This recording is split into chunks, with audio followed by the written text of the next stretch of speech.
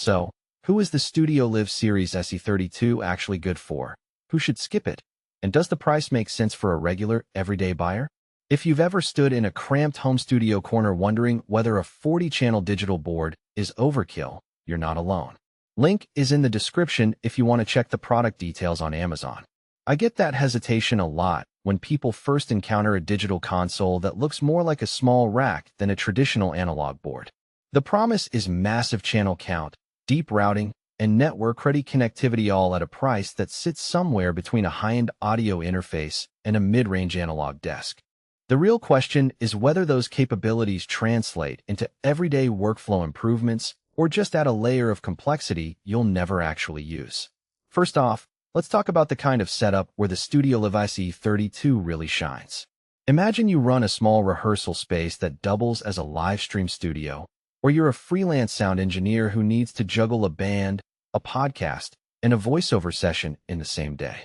The 32 fader layout, combined with 26 mix buses, lets you route a full drum kit, a keyboard, 2 vocal mics, and a couple of playback tracks into separate submixes without hunting for patch points. In practice, that means you can have a dedicated mix for the PA, another mix for the headphones of the vocalist, and a third mix that feeds your streaming software all at the same time. When I set up a test with a drum machine, a synth, and a couple of microphones, I could pull the vocal level into the monitor mix and keep the instrument levels in the main house mix, all with a couple of taps on the touchscreen. That level of flexibility is a practical strength you can feel in the room. The built-in 7-band state space, EQ, and 8 vintage-inspired compressors give you the kind of tonal shaping you'd normally have to reach for outboard gear for. Because those processing options sit directly on each channel, you can tame a harsh snare or smooth a vocal without inserting a rack unit. For someone who wants a tidy signal path and fewer cables, that integration is a genuine time saver. On the flip side, the very thing that makes it powerful can also be a hidden trade-off. The console relies heavily on its software interface for routing and recall, and that software can feel a bit clunky if you're not used to navigating menus with a mouse rather than a knob. In a live scenario where you need to pull a fader quickly, the tactile feel of the faders is good, but the depth of the menu hierarchy can slow you down if you haven't pre-programmed your scenes. In my own trial, I spent a solid 10 minutes just configuring the AVB network before I could actually send audio to a second room. If you're a hobbyist who only records a couple of tracks at a time, that learning curve might feel like more hassle than benefit. Who should definitely consider buying this console? Small to mid-size venues that need to run multiple mixes simultaneously, mobile engineers who travel between gigs and need a single device that can replace a rack of outboard gear, and content creators who want a single hub for live stream audio, podcasting, and music production.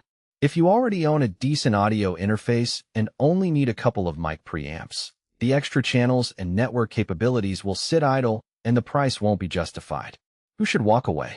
Pure home studio musicians who record 1 or 2 tracks at a time and never need more than a couple of monitor mixes. Also, anyone who prefers analog hands-on control without digging through digital menus. The learning curve on the StudioLive software can be a real friction point. Finally, if you're looking for a budget-friendly solution for a single mic podcast, you'll likely get more bang for your buck from a smaller mixer or a high-quality audio interface. Let's get into the practical weaknesses that matter after the box is opened. The USB 2.0 interface, while offering a 64 by 64 channel stream, caps at USB 2 speeds, which can become a bottleneck when you're trying to record 32 tracks simultaneously at high sample rates. In my test, recording 24-bit/48 kHz was fine, but push it to 96 kHz and you start seeing occasional dropouts unless you have a very fast computer and a clean driver setup. That isn't a deal breaker for most live sound work, but it does limit the console's appeal for high-resolution multi-track recording. Another point to consider is the physical footprint. The unit is compact for a 32-channel board, but you still need space for the rack, the power supply, and the optional remote control tablet. If you're setting up in a home office where every square foot counts, you'll need to allocate at least a 1-foot-wide slice of desk real estate. The remote control app, while handy, adds another device you have to keep charged and synced, an extra piece of gear that can be misplaced. On the value side, the free Universal Control app is a genuine plus. Being able to walk around the room with a tablet and tweak a mix without